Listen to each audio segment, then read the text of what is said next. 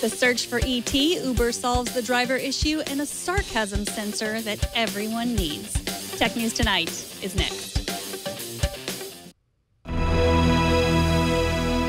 This is Twit.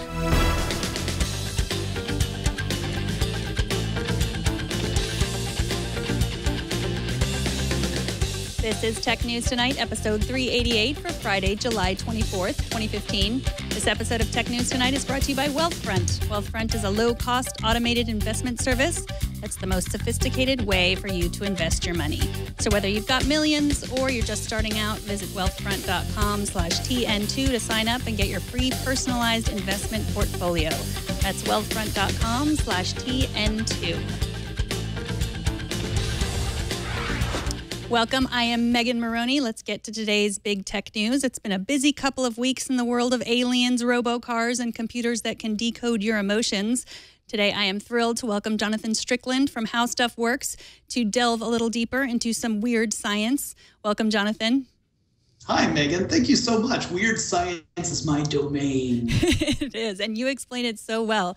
I am a huge fan of your podcasts, and I am excited to talk to you, too. So this week, Stephen Hawking and Yuri Milner announced a $100 million initiative to communicate with extraterrestrials. The breakthrough initiatives include two parts: Breakthrough Listen, which will search for signs of intelligent life outside of Earth, and Breakthrough Message, which will generate messages representing humanity and planet Earth, which one day might be sent to other civilizations. How is all of this going to work?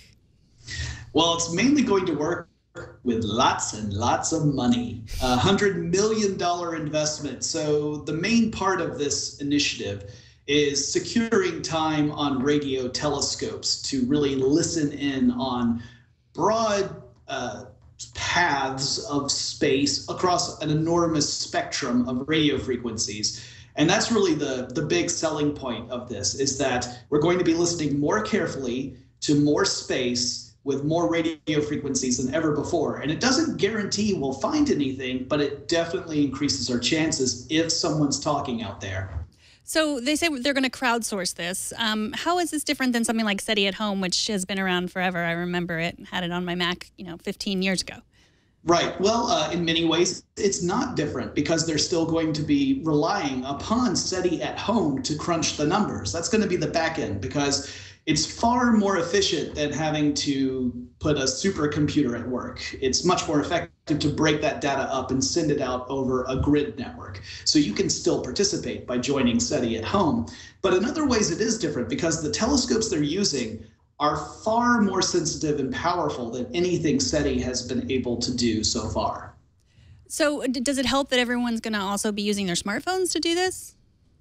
I mean, really, any processing power that can be dedicated to going through this data whenever the processor's not doing something else will be a huge help. You have to understand that these telescopes are going to be collecting so much information that a single computer would take a lifetime to go through just a day's worth of data. So you have to have this crowd initiative to really boil through all those pieces to see if there's anything worth looking at. So most of us know who Stephen Hawking is. Who's Yuri Milner, besides a guy with a bunch of money? Yuri Milner is someone you definitely should know about. Yuri Milner is a Russian entrepreneur, a billionaire, a venture capitalist. He got a start back in the Soviet Union days selling gray market DOS-based computers on the street. Eventually, he ended up buying a macaroni factory. But while he was building up lots of money through, the big macaroni business in Russia, he also noticed the dot-com boom here in the United States. And he had amazing foresight. He saw that social media platforms were going to be a huge thing in the future, back when most of us were still kind of feeling our way around them, and was one of the first people to really put enormous sums of investment money into platforms like Twitter and Facebook, and he's reaped the rewards and now is using some of that, a small amount of that money really, toward funding the search for extraterrestrial intelligence. So selling computer parts on the street and then selling macaroni, that is not stuff that you would probably learn at Y Combinator. No, he's certainly one of those people who is visionary when it comes to seeing what the next big thing is going to be, and he's absolutely fearless in investing in that stuff. So how can people get involved in this project right now? SETI at Home is a great place to start. You just go to the SETI at Home webpage and you can download it just as you could over the last several years. In fact, I've got SETI at Home running on my machines at home. And again, this is what is allowing your computer to dedicate some of its idle processing power to helping discover if, in fact, people, or aliens rather, are talking. So let's move on to another sort of crowdsourcing sharing economy story you did. You've done some research on robocars, specifically Uber's use of autonomous vehicles. Mm-hmm. You say this is the future, we better get used to it, and it's a good thing. Yeah, I mean, in the long run, it's a great thing because autonomous cars are already demonstrably safer than human drivers. They can react faster, they have full awareness of what's going on. There are no blind spots, they aren't distracted. As I say in my video, they don't complain when I start singing Barry Manilow. It's fantastic. But beyond that, they're also much more efficient. They would have much less downtime than, say, a human-operated taxi service. And they can also be designed in such a way that when you hail a robocab, a specific size vehicle will arrive that's appropriate for the party that you need. So if you have maybe one other person, it might be a smaller vehicle. If you have a large party, it might be a robo minivan. And that size appropriateness actually means that you can cut way back on energy needs and also impact the infrastructure of the city. So for New York City, this would be a great solution. It's a dense urban environment. A lot of people say, specifically in lower Manhattan, don't own vehicles. This would be a great way to get around. So, I mean, they would be safer and they would be more efficient, so there would be fewer of them there because there wouldn't just be taxi drivers driving around looking for people. They would know exactly, they would be able to find the people. Exactly, yeah. If you're looking at how many cabs there are in New York City, yellow cabs specifically, there's around 13,500 medallions. That's the authorization to operate a vehicle as a cab. And a study out of Columbia suggests that it would take as few as 9,000 robo-taxis to replace all of those vehicles. And these are cars that provide 430,000 trips a day. So reducing that number significantly has a cascading effect. It would mean less traffic on the streets, and the traffic that's on the streets would be safer cars. So when you're walking across a New York street, you don't have to worry about yelling out, "Hey, I'm walking here," when a car comes up. It would just stop. It wouldn't actually run you down, which I think is pretty amazing. So as you say that Uber is completely on board, this is what they want. But the cab driver, and we've already seen how difficult it is for Uber to go into cities because the cab system is kind of just a mess. I mean, is there anything any research that shows that the cab companies in New York or San Francisco or LA would be on board with autonomous vehicles? I would pretty much think that they would not be on board. The state that we're in right now is one of transition, and it's going to take several years for that to move to a world that I envision where there's going to be robo-taxis in all the major cities that replace the human-operated cabs. I think the big things that have to happen is it has to be proven beyond any doubt that this is actually a more efficient, safer, cleaner means of getting people around to the point where you really have no choice but to switch. However, knowing the way humans work, the political and social resistance to such an idea is probably going to be significant, at least in the short term. So I imagine that it's going to take a lot of strong arming. It's going to take lots of lobbying, and it's probably going to take several years. In fact, I imagine that the technology will be mature well before we see it in place, simply because of those issues. But that day is coming. So do you think that there will be robo-taxis, whether they're Uber or some other kind, before we have personalized autonomous cars that people own? Absolutely, and the big reason for that is cost. The autonomous cars are going to be incredibly expensive. The autonomous technology, typically the estimation is that it adds $150,000 to the price tag of a vehicle, which puts it out of my price range. So I would imagine that an organization that wanted to operate these sort of vehicles, that has the the finances to be able to invest in a fleet of these cars, that I could completely imagine. I don't think it's going to be something that the average consumer is going to be able to purchase for quite some time. I mean, even with an economy of scale, you're not going to get that price to come down to a level that most consumers are going to be comfortable with in the near future. So you do a great show about this on your podcast, Forward Thinking. And one of the big questions you ask at the end is what happens to the drivers? What happens to the cab drivers? What happens to the Uber drivers? So you asked for viewers to tell you what they thought. And did you get any answers? What happens to the drivers? It's funny because the biggest answer I got was, why are we worrying about that? And it wasn't that, why are we worrying about that now? It was more about automation. The history of automation has always been one of machines taking the roles that humans once had. And farming is a great example. If you look at humans' history, there was a point where 98% of everybody was a farmer. And now it's flipped. Now it's 2% of everyone is a farmer.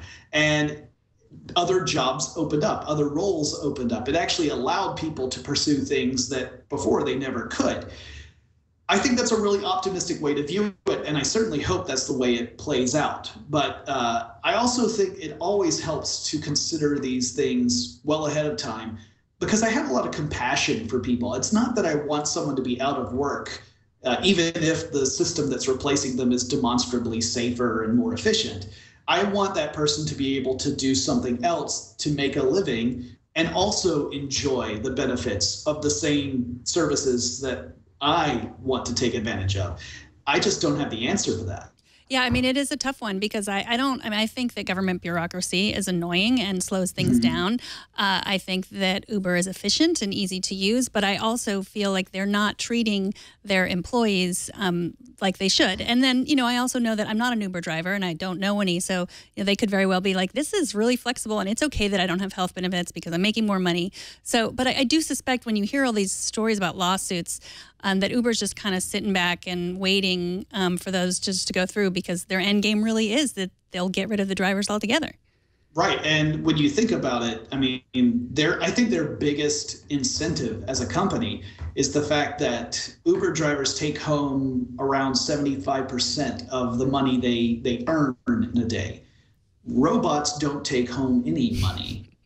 All the money goes to the company. Now, Uber has said, hey, this means that you're going to be paying lower amounts for those cars. You won't, the same trip won't cost as much because our costs as a company will be down, but their margins are going to go crazy because they're going to take all of that money.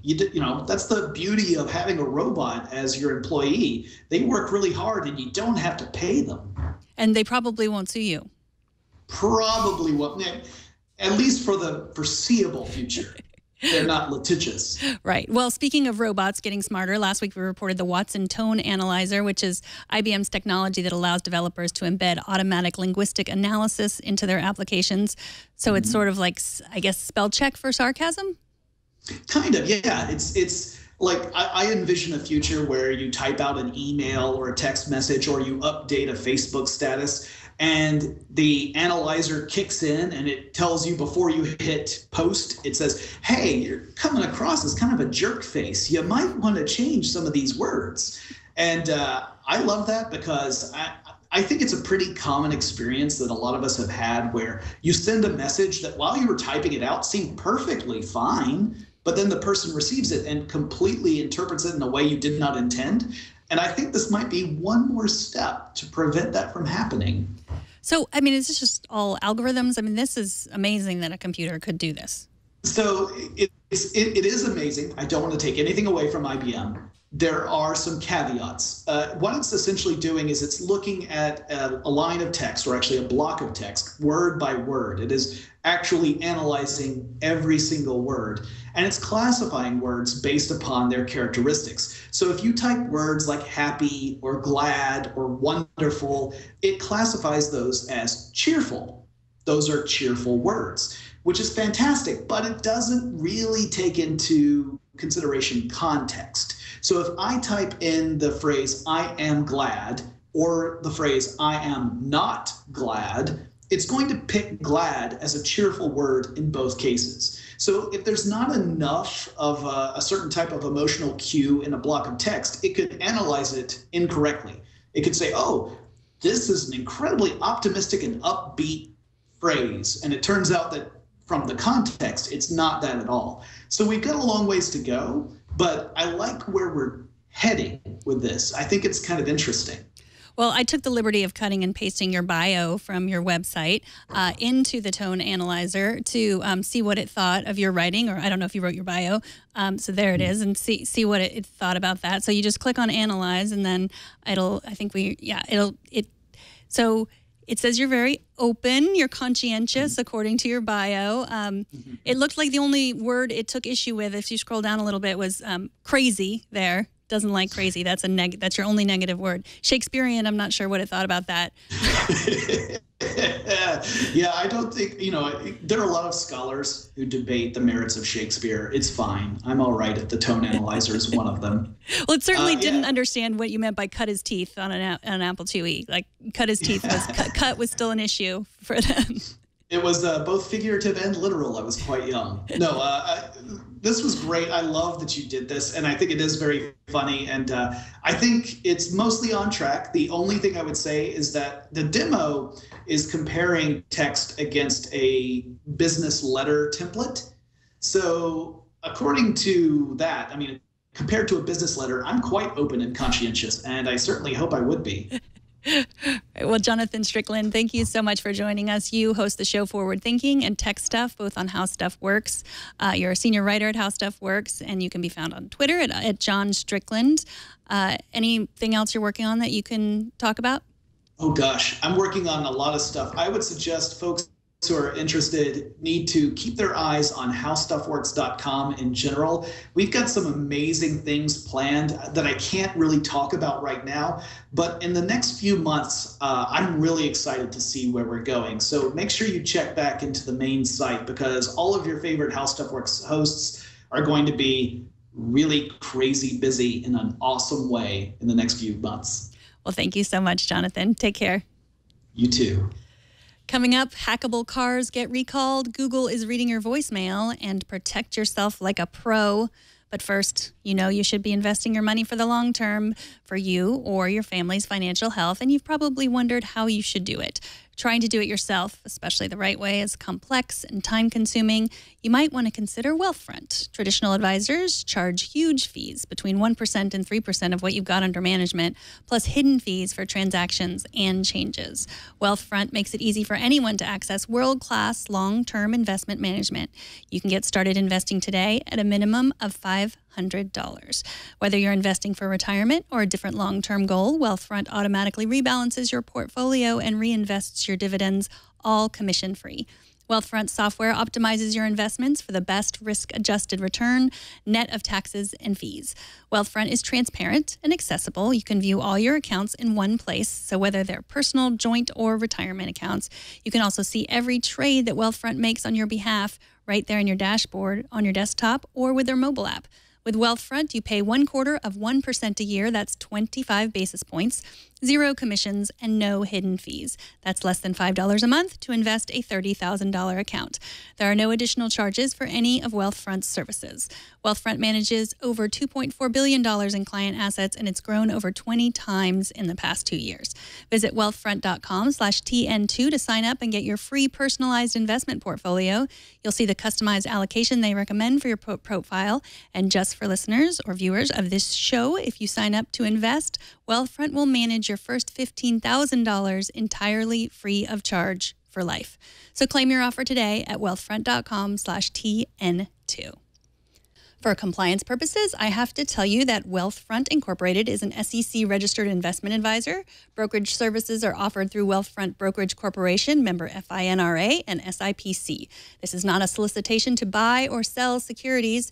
Investing in securities involves risk, and there is a possibility of losing money. Past performance is no guarantee of future results. Please visit wealthfront.com to read their full disclosure. Now on to a few more stories we're following today. Earlier this week, we reported on a Wired stunt involving a journalist who agreed to be a digital crash test dummy and 2 security researchers who showed just how easy it was to hack a car. Wired endured some criticism about the risk they undertook performing the experience on a busy open highway. But one thing you can say for sure now is that it got people's attention. Today, that Wired journalist Andy Greenberg reports that Chrysler announced a formal recall for 1.4 million vehicles that might be affected by a hackable software vulnerability in Chrysler's Uconnect dashboard computers. Chrysler used Uconnect in its vehicles since late 2013. If you think you might be affected, you can go to their website, enter your car's VIN number at driveuconnect.com/software-update. You can also find that link on our Tech News Tonight Facebook page. Google's robot brain can now transcribe your voicemails.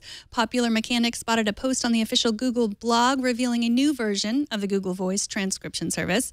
Now, I use Google Voice to transcribe voicemails, and I can tell you that right now what I usually get is a string of indecipherable gobbledygook, but maybe they've gotten better lately, and I just haven't noticed. Google says transcription errors have been cut by 49%. The improvements they've made have already rolled out to Google Voice users, as well as those on the new Project Fi network. If you have noticed a difference, email me to let me know at megan@twit.tv. For the first time ever, Comcast has more high-speed internet customers than video cable customers. This is according to an article in Forbes about Comcast's announcement of a $15 per month streaming service called Stream that will allow customers to watch live TV over the web. Stream will offer a dozen networks, including HBO. According to Variety, Verizon countered this announcement with a competing video service offering full episodes of TV shows from select networks, as well as music videos and other short-form content. Initially, when this service comes out, it will be offered for free. Ars Technica posted a great piece today on what security amateurs can learn from security pros. The story is based on research that Google revealed this week at the Symposium on Usable Privacy and Security.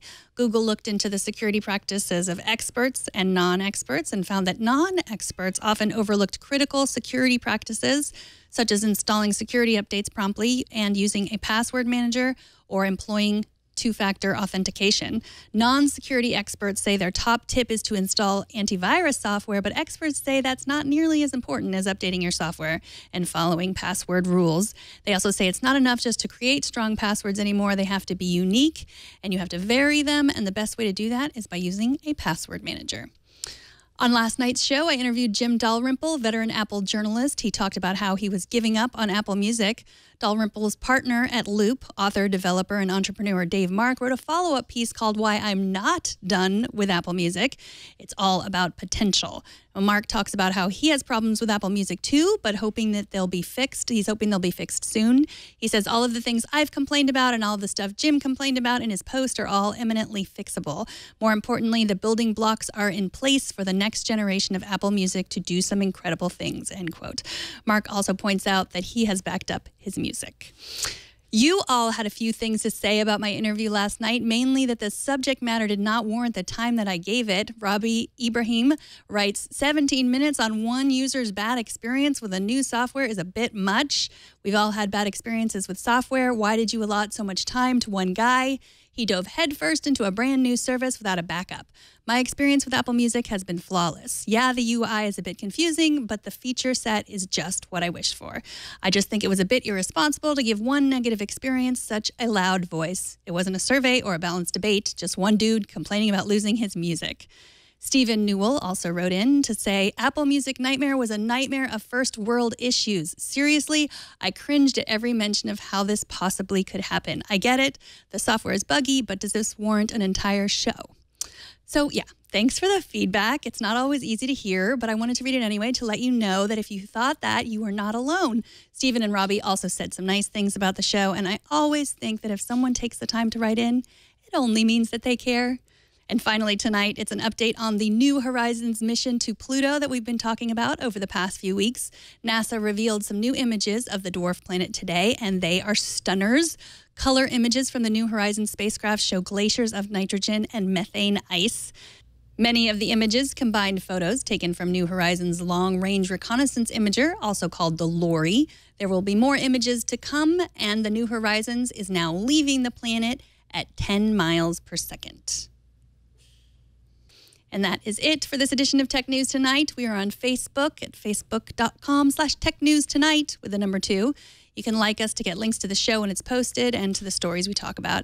And if you want to be part of the conversation, post a comment on the stories that we post.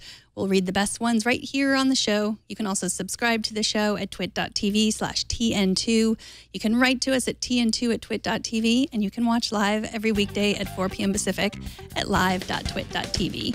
And don't miss our morning news program, Tech News Today. That's every weekday at 10 a.m. Pacific, 1 p.m. Eastern. I'm Megan Morrone. Thanks for watching. Bandwidth for Tech News Tonight is brought to you by Cashfly.com.